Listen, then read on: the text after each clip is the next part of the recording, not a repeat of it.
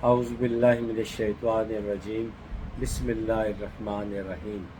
تمام دیکھنے اور سننے والوں کو میری طرف سے بعد السلام علیکم ورحمۃ اللہ وبرکاتہ۔ امید ہے کہ آپ سب لوگ اللہ کی رحمت سے خیریت سے ہوں گے۔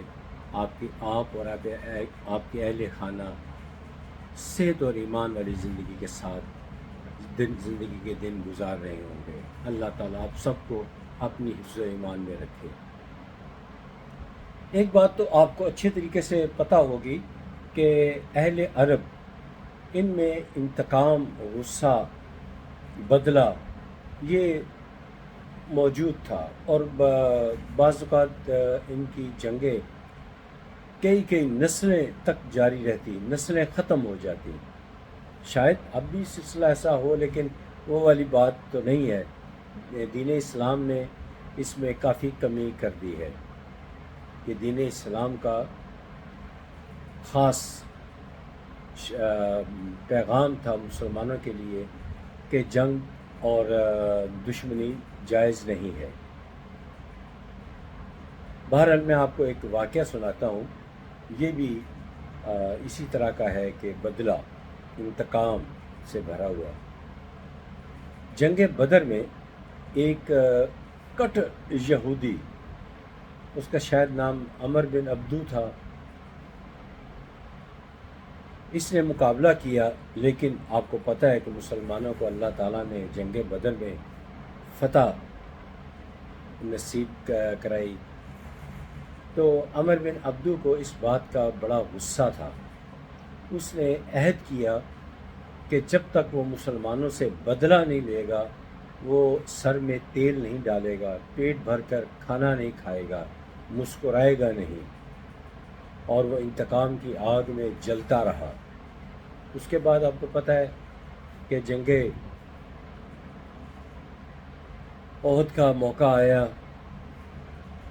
وہاں پر وہ سب سے پہلے وہ اس کی عمر، ہاں یہ بات میں بتانا بھول گیا کہ وہ طویل عمر کا تھا، یعنی جتنے بھی جنگ بدر میں لوگ آئے سب سے طویل، مسلمانوں کی طرف سے بھی کر لیں یا کفار کی طرف سے بھی کر لیں، اور سب سے طویل العمر انسان یہ عمر بن عبدو تھا۔ جنگ احد میں وہ اور زیادہ، اس کی عمر زیادہ ہو چکی تھی، لیکن انتقام بہت سخت تھا، انتقام سے وہ جل بھن رہا تھا۔ آخر وہ وقت آیا جب وہ میدان میں سب سے پہلے وہ آیا اور اس نے مسلمانوں کو چیلنج کیا اور کہا کہ ہے کوئی مسلمانوں تم میں سے جو میرا مقابلہ کرے؟ تو نبی پاک صلی اللہ علیہ وآلہ وسلم نے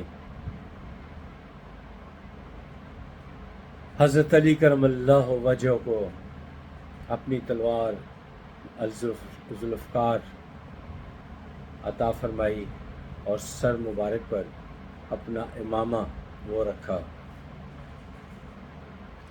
اور جنگ مقابلے کے لیے روانہ کر دیا۔ جب وہ مقابلے پہ پہنچے تو اس زمانے میں یہ ہوتا تھا کہ شعر و شاعری میں ایک دوسرے کے جذبات کو ابھارا جاتا تھا۔ تو وہ عمر بن عبدو نے پوچھا کہ تم کون ہو؟ تو حضرت علی کرم اللہ وجہ نے جواب دیا کہ میں علی ہوں، علی ابن ابو طالب کا بیٹا ہوں۔ کہ اچھا اے بھتیجے، تم عمر میں بہت چھوٹے ہو، میں نہیں چاہتا کہ میرے ہاتھ سے تمہارا خون رنگا جائے۔ جبکہ حضرت علی کرم اللہ وجہ نے فرمایا میں چاہتا ہوں کہ میرے ہاتھ سے، میری تلوار سے تمہارا خون رنگا جائے اور تمہیں جہنم واصل کروں۔ یہ جذباتی گفتگو ہونے کے بعد، چونکہ حضرت علی کرم اللہ وجہ پیدل تھے اور عمر بن عبدو گھوڑے پر سوار تھا، وہ طیش میں آیا، غیرت میں آیا، اس نے گھوڑے سے نیچے اترا اور اپنی تلوار کے ساتھ اپنے گھوڑے کے پاؤں کاٹ دیے اور مقابلہ شروع ہوا۔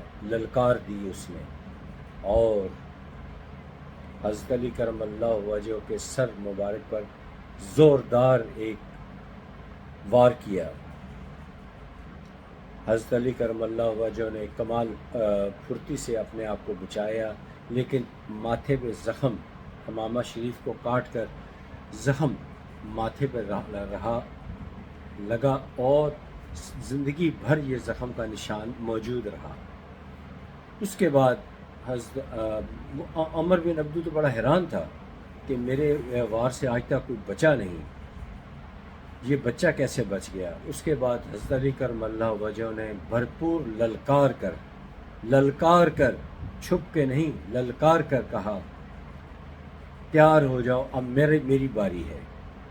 آپ نے اتنے زور سے الذوالفقار یعنی تلوار تھی اس کا وار کیا کہ اس کے شان یہاں سے لے کے شانے اور کمر تک اس کے 2 حصے کر دیے.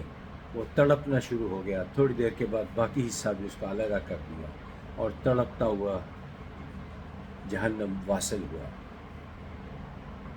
اور یہاں سے باقاعدہ پھر جنگ کا آغاز ہوا. وہ ایک علیحدہ کہانی ہے، پھر کسی وقت سناؤں گا.